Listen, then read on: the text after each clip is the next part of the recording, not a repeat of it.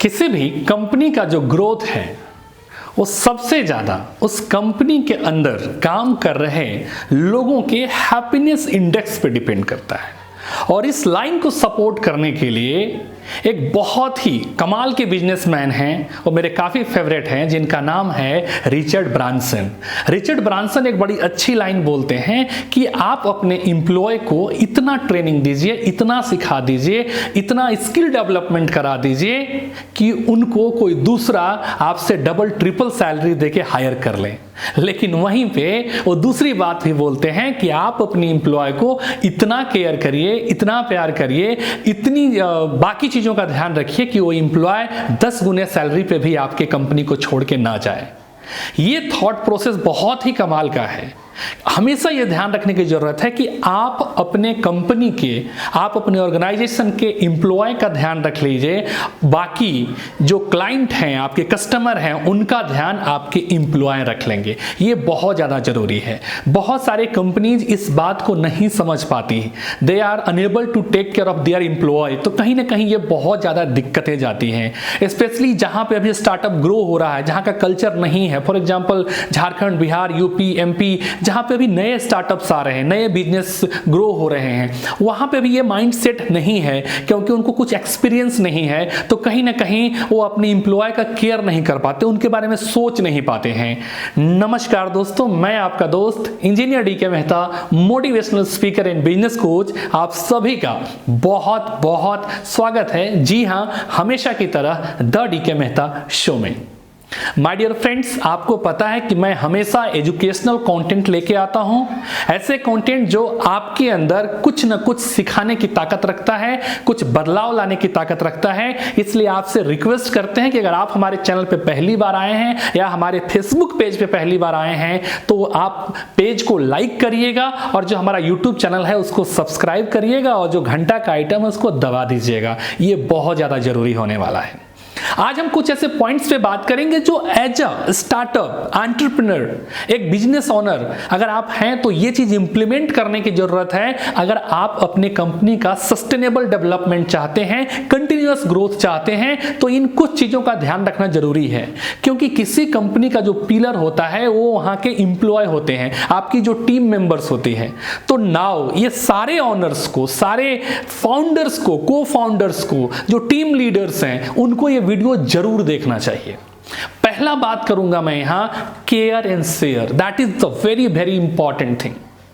अगर आप अपने एम्प्लॉय का केयर और शेयर ये दो चीज करते हैं ना, तो 50% आपकी प्रॉब्लम यूं ही सॉल्व हो जाती है। आपको उनके बारे में केयर करना पड़ेगा। आप जो काम कर रहे हैं, ठीक है, उनकी शेयरिंग भी उनके साथ करिए। ठीक है, कुछ अच्छे एम्प्लॉय हैं तो आप अपने कंपनी में उनको हिस्सेदारी दे दीजिए, उनको ई-शॉप दे दीजिए।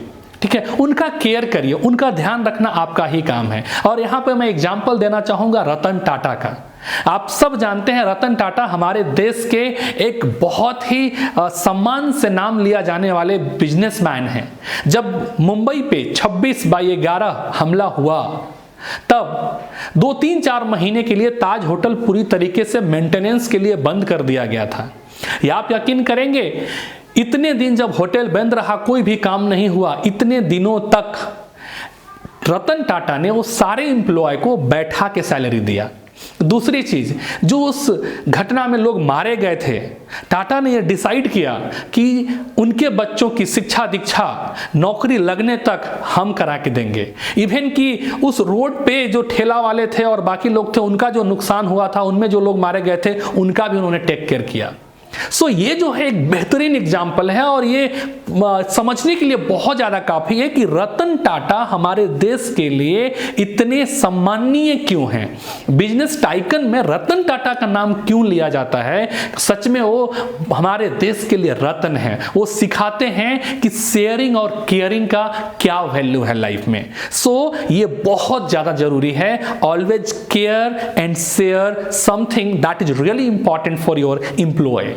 और सेकंड मैं बात करूंगा यहां पे, be leader not a boss. आज के टाइम में अगर आप बॉस बन के काम करने की कोशिश करेंगे, आपके साथ लोग काम नहीं करेंगे। आप लीडर बनिए। लीडर का मतलब होता है कोई काम जो आप इंप्लॉय से कराना चाहते हैं, आपको करके दिखाना पड़ेगा, उनके साथ आगे बढ़ना पड़ेगा, आपको लीड करते आना चाहिए। अगर आप सिर्फ इंस्ट्रक्शन देके छोड़ देंगे तो काम नहीं चलेगा। आपको यहां पे क्या करना है, आपको सिर्फ उनको इन्फॉर्म नहीं करना, आपको इन्वॉल्व करना है। और इन्वॉल्व इस तरीके से करना है कि जो काम जिस तरीके से आप चाहते हैं, first you have to do it. आपको पहले करके दिखाना पड़ेगा कि इस काम को करना कैसे है। एक बार, 2 बार, 10 बार, 20 बार, हो सकता है 50 बार आपको सिखाना पड़े, करके दिखाना पड़ेगा, तब आप आगे जा पाएंगे।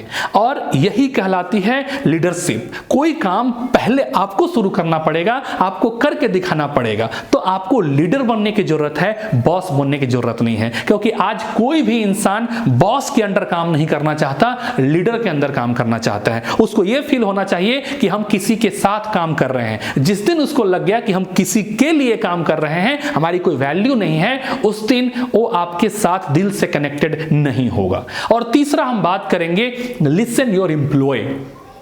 आप अपने एम्प्लॉय की बात को सुनिए। बहुत बार यह होता है कि हम उनकी राय को नहीं सुनते हैं, और सुनते भी हैं तो सिर्फ इसलिए सुनते हैं चलो ठीक है कुछ बोल रहा है तो हम सुन लेते हैं। बट इंपॉर्टेंट यह है कि आपको सुनना पड़ेगा, क्योंकि बहुत सारी चीजें ऐसी होती हैं जो आप खुद ऑब्जर्व नहीं कर सकते, ना आपको पता नहीं चलता है। लेकिन बहुत सारे ऐसे एम्प्लॉय होते हैं जिनको पता होता है कि ये प्रॉब्लम आई है, इसको शेयर करना जरूरी है मेन मैनेजमेंट के साथ। तो इंपॉर्टेंट है कि आप उनकी प्रॉब्लम को सुनिए, आप उनके साथ इंटरैक्ट करिए, और जो बोलता है, जो बोल रहे हैं, ठीक है, उसकी वैल्यू करिए। उसको देखिए कि वो जो बोला जा रहा है उस बात की कितनी ऑथोरिटी है ना, ऑथेंटिसिटी कितनी है, उसमें कितनी सच्चाई है। और अगर वो काम सच में जरूरी है तो उसके ऊपर एक्शन लिया जाना चाहिए। जनरली क्या होता है कि जो इंप्लॉय बोलते हैं कंपनीज के अंदर, तो उनको लगता है यार ये सारे प्रॉब्लम बता रहा है, सॉल्यूशन तो इसके पास है ही नहीं। ठीक है, वो प्रॉब्लम एटलीस्ट बता तो रहा है, वो शेयर तो कर रहा है कि ये प्रॉब्लम है, अब सॉल्यूशन ढूंढना आपका काम है। वो प्रॉब्लम बताया, ठीक है, वो उसका काम था, सॉल्यूशन ढूंढना मेरा काम है। अगर वो प्रॉब्लम जेन्युइन है तो उसके ऊपर एक्शन लीजिए। मतलब अपने एम्प्लॉय को सुनना शुरू करिए। वो जो बोल रहे हैं उसको गंभीरता से सुनिए। उनको नेता मत बोलिए, उनको ऐसा नहीं बोलिए कि अरे तू नेता बन रहा है, तेरे कुछ नहीं आता, ऐसा नहीं करना है। उनको अप्रिसिएट करिए। और इसमें हम अग्रवाल मूवर्स एंड पैकर्स के जो मालिक हैं उनको अप्रिसिएट करते हैं। इवन कि वो तो अपनी गलतियां बताने के लिए, कंपनी में प्रॉब्लम बताने के लिए वो तो पैसे देते हैं। अच्छा हमारे कंपनी में कुछ गलती हुई है, कोई प्रॉब्लम हुआ है, आप मुझे शेयर करिए, हम 500 रुपए देंगे आपको। हाँ, है ना, कमाल की कंपनी है। तो कुछ ऐसी चीजें होती है किसी कंपनी के अंदर, यूनिक पॉइंट जो उस कंपनी को बहुत आगे लेके चली जाती है। तो आपको as a leader, as a founder, as a startup owner, business owner, you must have ability to listen your employ. आपको अपनी एम्प्लॉय को सुनना पड़ेगा, तभी आपको रियल फीडबैक मिल पाएगा, रियल चीजें कंपनी के अंदर से पता चल पाएगा। अगर आप यही सोचेंगे कि नहीं जो मैं सोच रहा हूं वही सही है, तो यकीन करिए आप गलत ट्रैक पे जा रहे हैं। नेक्स्ट मैं बात करूंगा एम्पैथी एंड सिनर्जी।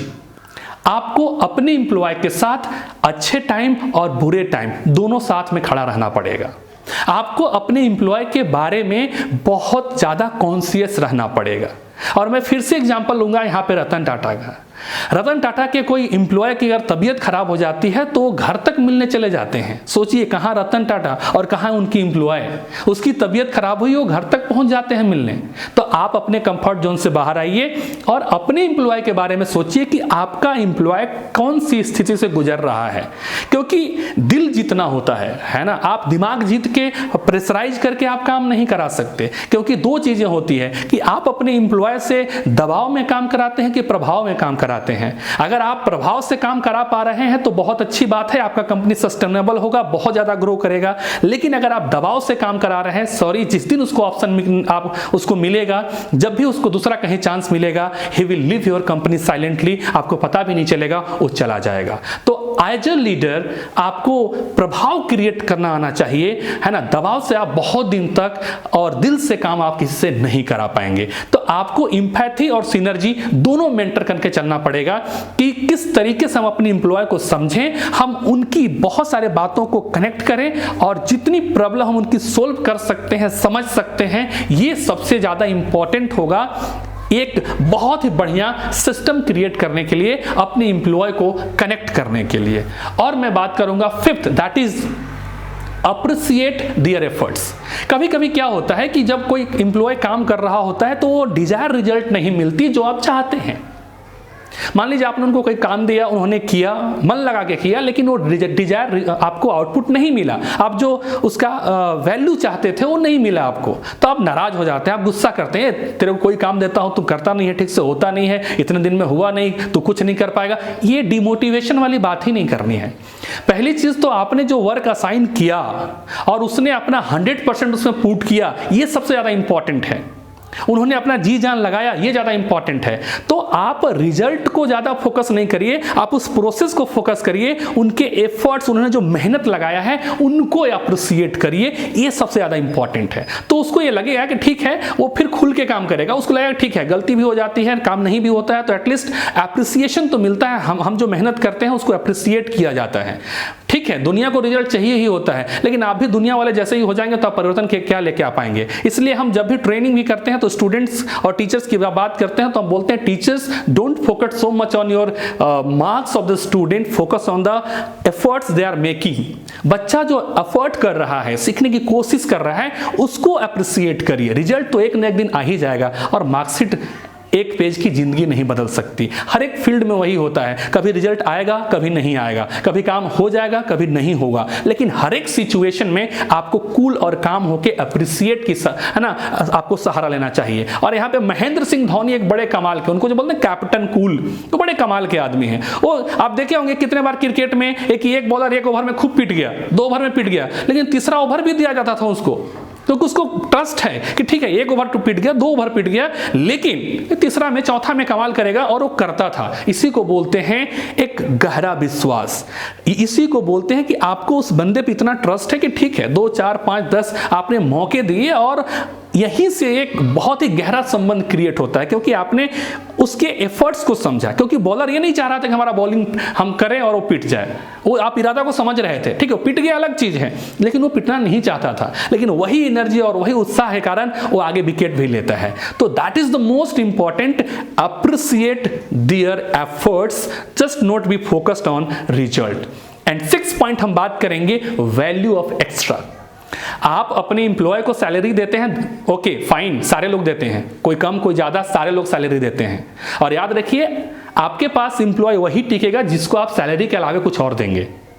इसका मतलब यह है कि आपका उनके साथ बॉन्डिंग कैसा है, उनका कनेक्शन कैसा है। ठीक है, क्या आप उनसे कनेक्टेड हैं, क्या आप उनके चीजों को समझते हैं। ठीक है, क्या आप कुछ ऐसे ओकेजन्स हैं जहां पे आप उनके लिए कुछ स्पेशल्स कर सकते हैं। That is the most important thing. मतलब आपको सैलरी के अलावा भी कुछ ऐसा करना पड़ेगा जो उनको आपके साथ कनेक्ट करके रखेगा, है ना। This is called value of extra everywhere. And what is the difference between ordinary and extra ordinary? That is extra. आपको एक्स्ट्रा करना पड़ेगा, चाहे वो किसी भी फॉर्म में हो सकता है। और जब तक आप एक्स्ट्रा प्लान नहीं करिएगा तब तक बहुत ज्यादा सस्टेनेबिलिटी नहीं आएगी आपकी कंपनी के अंदर। और लास्ट में बात करूंगा टोन ऑफ वॉइस, बोलने का तरीका, बोलने का लहजा आपका कैसा है, सबसे इंपॉर्टेंट यही है।